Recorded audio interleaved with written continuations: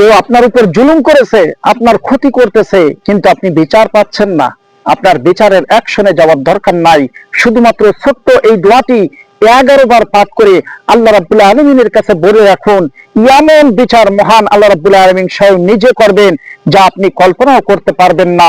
আপনার পায়ের কাছে এসে মাথা নত করবে, যদি আপনি ঈমানের সাথে বিশ্বাসের সঙ্গে এই আমলটি শুধুমাত্র 11 বার করতে পারেন।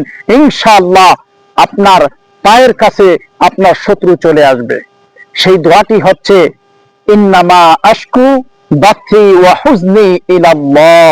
এই দোয়াটি শুধুমাত্র 11 বার পাঠ করবেন আকাশের দিকে তাকিয়ে, এবং আয়াতটি পাঠ করার পরে শত্রুর নাম ধরে আল্লাহর কাছে বিচার দিবেন। আমলটি বিশ্বাসের সঙ্গে করবেন।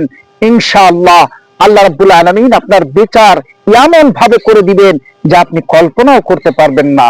ইনশাআল্লাহ ভিডিওটি প্রচুর পরিমাণে শেয়ার করে রাখবেন।